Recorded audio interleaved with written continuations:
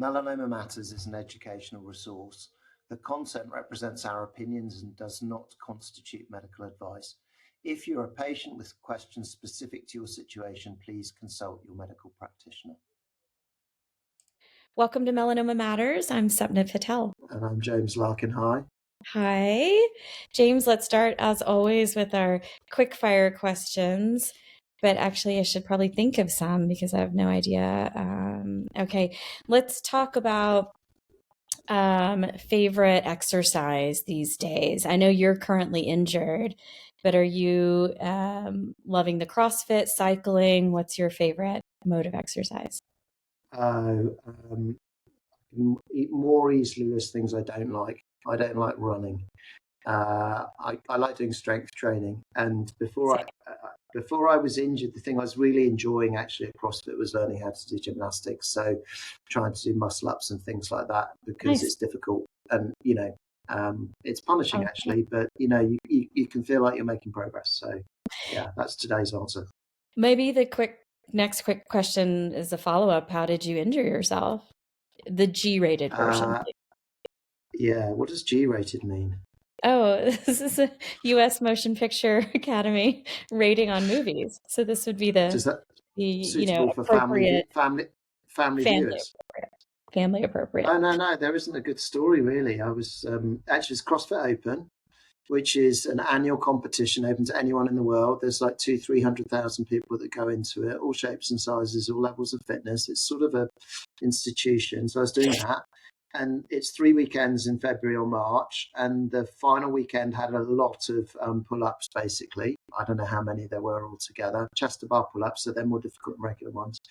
So I did that. And then at the gym on the Monday afterwards, 36 hours later, there was another massive load of pull-ups. And so I ended up doing about 100 pull-ups in 36 hours, which, at my age, it's not good, I don't think. And I often have twinges in my elbow, but then after that, I just have persistent pain and I've got tendonitis, I think, which usually takes months to get better. So but injury, part of life as far as I'm concerned. And, it'd be strange if you didn't have some at least ache or pain or niggle. To me, it means you're not exercising enough. But anyway. From your mouth to everyone's ears. Okay, what'd you eat for dinner last night? Oh, I can't even remember. It's some really quick pasta thing, actually. So nothing, yeah. So we try and avoid too much carbs, actually. But we just kind of, threw in the towel last night and had some pasta. So that's quite boring. All fine. Well, let's continue our adjuvant therapy discussions. Keynote 054, also known as EORTC 1325, but more colloquially, I think, called Keynote 054. Tell us about this study. You're a co-author on this study. Yeah, it's an important study. Basically, adjuvant Pembro for a year versus placebo. Stage 3A, stage 3B, stage 3C melanoma. And in many ways, I think analogous with Checkmate 238. I think that's really the comparison. And maybe the things to pick out as differences would be that Checkmate 238 had some stage 4 NED patients in it, as we discussed in our Checkmate 238 podcast. And then Checkmate 238 didn't have 3A in it as well. And then the other, maybe most important bit of all, is there was the opportunity, if you receive placebo treatment in the trial and then you subsequently relapse, to get anti-PD-1 monotherapy with Pembro at the point of relapse, which speaks to this whole big question, not just in melanoma, but across cancer, about now or later. So I'm sure we'll come back to that. Yeah, so tell us the very top line results of this study, primary endpoint results. Yeah, so the top line is significant RFS benefit in comparison with placebo, which I think is what you would have anticipated. You're probably looking up the figures now, but I think 0.5.6 type of range for hazard ratio. So very clear difference. Early separation of the curves, maintained separation of the curves, and toxicity as you would expect from a year of adjuvant anti-PD-1, which maybe we don't need to labour too much in and of itself. But I think, there's lots of adjuvant studies now in multiple tumour types of a year of anti-PD-1. And I think, people sometimes talk about the tox at length. And for me, it's like, okay, this is what we're expecting. The interesting thing, of course, is there's things you're not expecting. But I think by then, we got pretty used to using anti-PD-1s, actually. Right. So what do you think is not expected in this adjuvant setting with anti-PD-1 therapy? Well, I suppose what I would be thinking about, let's say, is if you saw a lot of pneumonitis or something like that, or a lot of Yeah. nephritis or something. So I think this trial showed us. But, Yeah. you maybe look at other diseases, for example, Right. and then you see more pneumonitis maybe in a lung cancer trial. I wonder in kidney cancer, if we've seen a bit more nephritis in the adjuvant setting than you would have predicted. I mean, it's difficult to say because it's a rare side effect. And then it's a little difficult. I mean, just to quickly talk about that, in kidney cancer to say, well, are the patients really getting more nephritis than you'd expect? And if so, why? Is it because they've only got one kidney, they're vascular paths, but that doesn't, that's vascular disease. It's not predisposition to nephritis, but maybe there's low-grade inflammation. I don't know. You could just make it up, really, couldn't you? Yeah. So tell us about crossover design, when we might see the first signs of that. This is a placebo-controlled study, so theoretically you don't know what your patient gets until there's a recurrence, and then you unblind and then see about crossing over.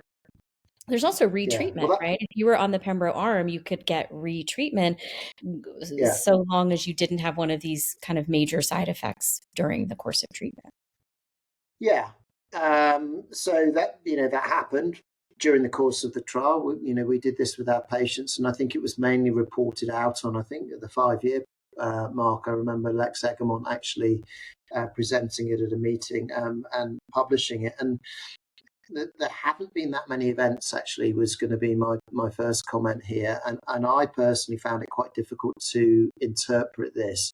And I think it would be great if there was a clean answer to the now or later question. But the problem is, in real life, it's just never clean, obviously. And it might be you have someone who relapses, and actually you don't want to give them single agent anti-PD-1. You want to give them some other treatment. You might want to give them ipi/nivo. They might have brain mets. There's all sorts of other things. So I think the idea of being constrained, if you like, in how you treat someone at relapse is inevitable and just a problem with trial design. So I think am I hearing a bit of cynicism that we won't get this answer? We won't get an answer that we can comfortably interpret because we will pull patients off at recurrence and give them combination because they won't recur at the rates that are, expected, et cetera, et cetera? Yeah, I think cynicism's a bit too strong. Okay. But I might say pragmatism. Okay. And I've said this in public. I mean, I think I said this a couple of years ago. I mean, again, I treat kidney cancer. And so in the last few years, there's been lots of discussion of adjuvant treatment in kidney cancer. And of course, I'm kind of colored by the melanoma experience. And, interestingly enough, in the kidney cancer world, there's significant resistance in certain quarters to giving adjuvant pembrolizumab, even though there is a trial now published with an overall survival benefit. And some of the arguments are, well, not all the patients need treatment. But I mean, frankly, I think that's a trivial argument because part of the definition of adjuvant treatment is that you're treating people who may not need treatment. So I would discard that. But and so I'd say this, and I say, well, look, this whole business of now or later, it would be great if you could design a clean trial to really look at it, but I don't think it's possible ethically, honestly. And also, you think about the event rate and the event numbers and the amount of follow-up that you would need to do, never mind the issue of changing standards of care over time. Personally, I don't think it's tractable, and I don't think we're going to see that. We just have to try and kind of deal with what we've got at the moment. So I think it was a great attempt, actually, in the trial to get a bit of traction on this issue, but I personally don't find the data that easy to interpret, honestly. I think you're right. I think that's kind of the consensus. We would love to see this, but that's loving to see it in a bubble. Once we see it, we will start to wonder, well, why didn't people get ipi/nivo in the frontline metastatic setting? And, what if?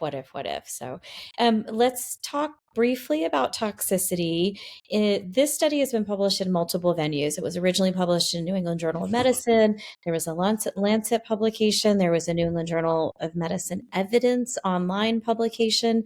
So there's a lot of versions of this, but in one of the publications, and I believe it's the Lancet one, because this is the one I like to share with fellows, there's an interesting table in there that essentially describes toxicity and the occurrence of toxicity and how certain patient populations might have actually maintained a benefit in terms of hazard ratio by receiving the adjuvant pembrolizumab, and other groups with high-grade toxicity that may have been all for naught. They may have lost any RFS benefit.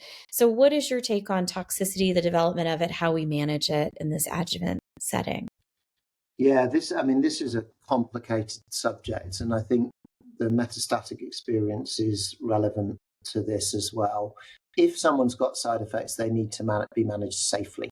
I think that has to be number one, for anyone that's listening.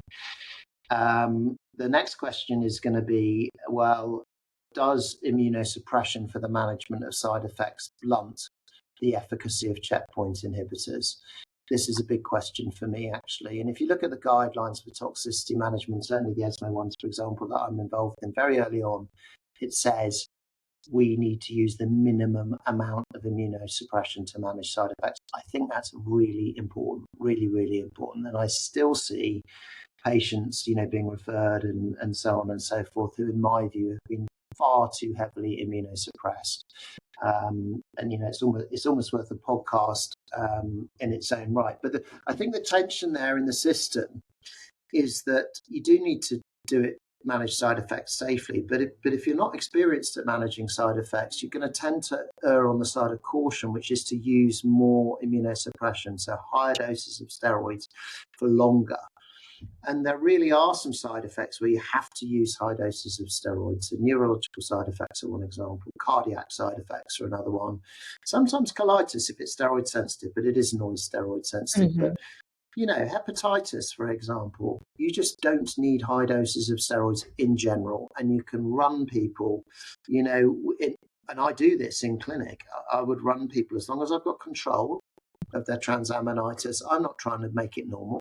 I'm just kind of controlling the toxicity using a minimum dose of steroids. So anyway, that's just a real kind of quick diatribe on that subject. So there is this big issue in there about whether the immunosuppression to manage side effects could be detrimental. So then just going in a little bit further, there's some side effects where we don't really use immunosuppression. The endocrine ones are the most obvious example of this.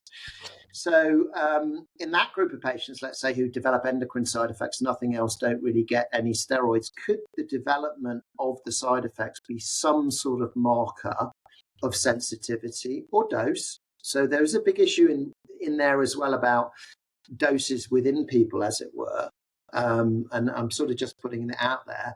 And actually, those patients do best. In other words, they get side effects. They carry on with treatment, endocrine. They probably don't get immunosuppressed with steroids, so they're doing a lot better. So to me, that's still a hypothesis, right? And there's been a lot of discussion about this. And I still don't think we really have an answer to this. What I'd really like to do, just to finish off this point, and I haven't been able to do this successfully so far, although one of our ex-fellows is trying to do this at the moment, is in metastatic disease. I don't think you and I have discussed this before, do a randomized trial of conventional immunosuppression per guidelines, let's say, to manage side effects versus permissive light touch immunosuppression to manage side effects. And what I'm thinking here is, let's say, Ipi/Nivo induced hepatitis. It's quite a common side effect, okay? And then in the protocol, it would say that you randomized in the light touch arm, you have basically the very minimum amount of steroids in a kind of grade 2, low grade 3 type of ballpark. The bad side effects you obviously manage according to standard guidelines. I'm not disputing that for a sec. And then I would have a hard efficacy endpoint for that randomized trial with appropriate powering, because, I'd really love to see some prospective data. And in clinic, this is how I practice. And, it's just my anecdotal experience. It's not. But anyway, so Andreas Schmidt, one of our ex-fellows, now works in Basel in Switzerland, is trying to get funding from the Swiss Cancer Fund or Swiss Cancer Charity for doing that randomized trial. So that'd be great if Andreas can do an academic trial. I love that. And actually, you said so much that I just want to pick up on. So I like the idea that there are some side effects that we don't manage with steroids. So, one of the classic markers we've always thought that was a marker of autoimmunity, as it were, was vitiligo, but we don't manage this with, steroids in general. And so that table in the Keynote 054 study will show patients who develop vitiligo might be having some benefit. Again, is that some sign of internal immune activation or not? But they don't touch steroids, therefore they don't have any sort of detrimental effect to that immune activation. So endocrinopathy is one of my biggest, I think, what's the right way to say this? Let's frame it as a teaching moment. When somebody comes in adrenally insufficient, yes, they might even be in a mild amount of crisis. They may be feeling poorly, hypotensive, all these things, but not hypotensive where you're using your intensive care unit and you're using vasopressors. They're hypotensive because they just don't have enough cortisol. They don't have enough steroids in them. And in these patients, I routinely see A&E centers, as you call them, our emergency rooms, the person on call over the phone using a high dose of steroids. That's not what they need. They need physiologic replacement.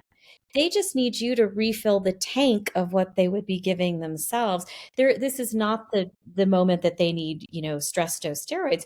If they were coming out of a surgery, if they were also infected, if, there are other reasons that stress dose steroids might be needed, but your run-of-the-mill hypothyroidism, adrenal insufficiency, they just need the hormone that's deficient replenished. They don't need stress dose. So that's the first teaching point.